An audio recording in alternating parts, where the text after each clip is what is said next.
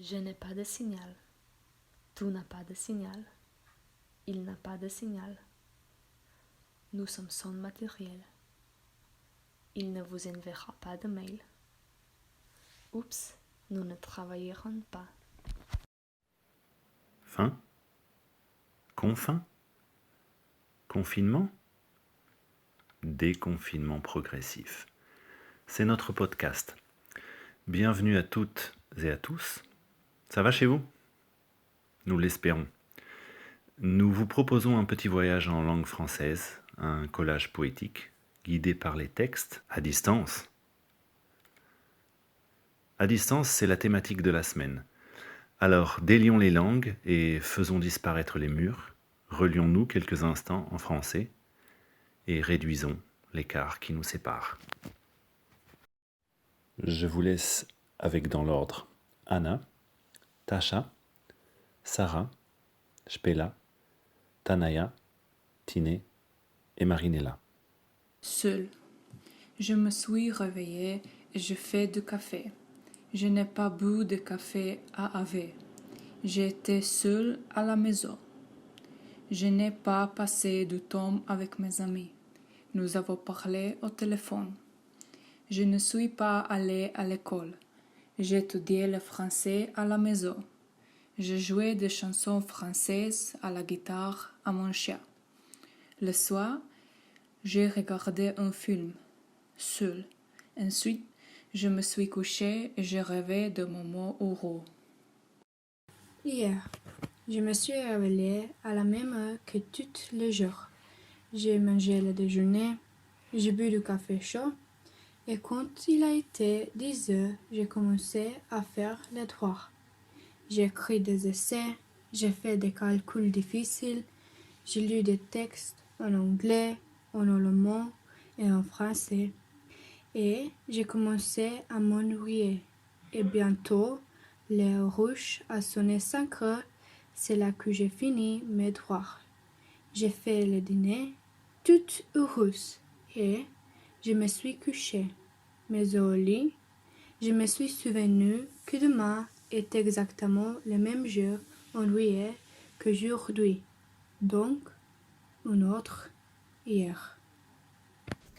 Tout le matin, elle se tenait près de la fenêtre, tout le matin, seule. Regardez au loin, tout est très loin. Ce monde est-il réel? Elle a mis le thé dans la tasse, elle a mis le sucre dans la tasse de thé, elle a tourné.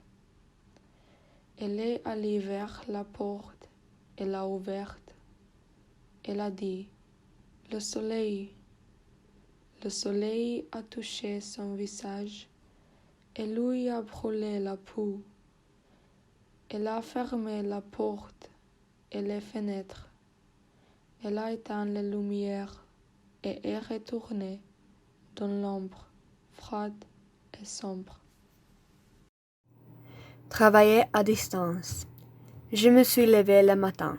Je suis allée travailler. J'ai réveillé mon frère. Je l'ai aidé. Nous avons mangé à midi. Je me suis reposée après le déjeuner. Je suis retournée au travail. Je n'ai pas dîné. Je me suis couchée à 2 heures du matin. L'inconnu. Il a mangé de la nourriture française. Il a fait cuire la ratatouille. Il a ajouté les tomates et les courgettes dans la ratatouille. Il a ajouté les aubergines et de l'ail dans la ratatouille. Il a fermé les yeux et il a pensé à moi. Il a mangé de la nourriture mexicaine.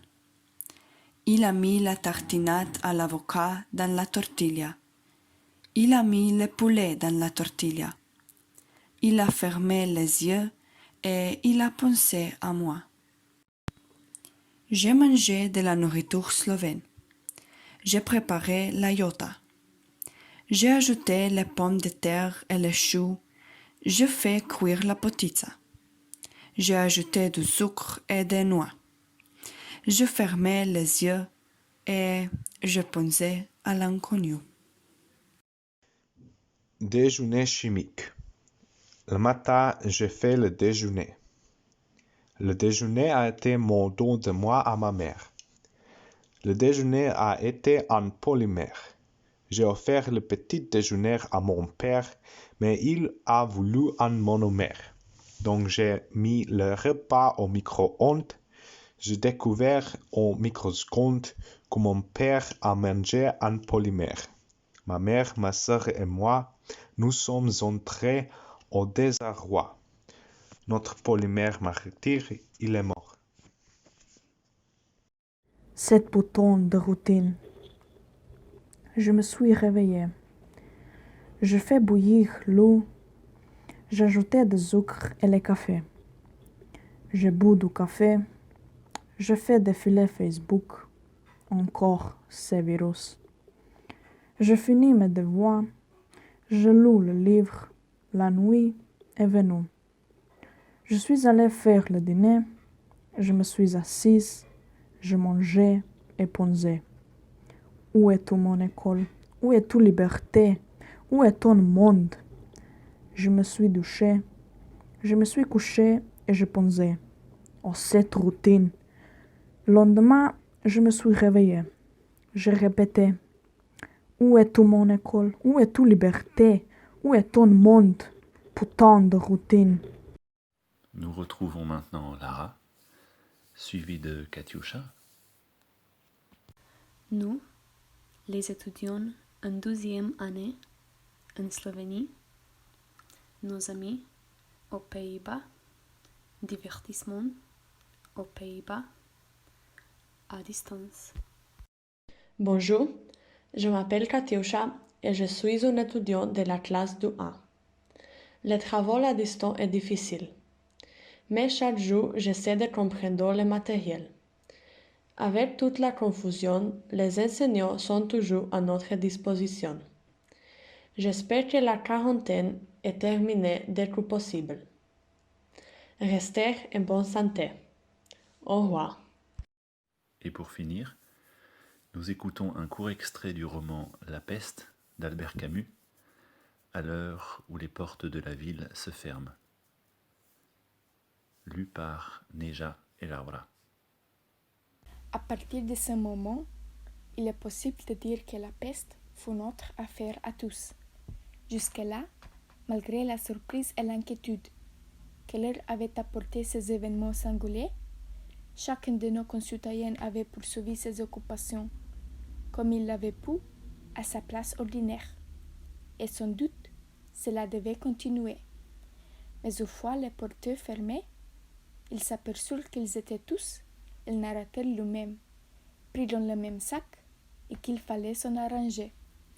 C'est ainsi, par exemple, qu'un sentiment aussi individuel que celui de la séparation d'avec notre aimé devint soudain, dès les premières semaines, celui de tout un peuple, et, avec la peur, la souffrance principale de ce long temps d'exil.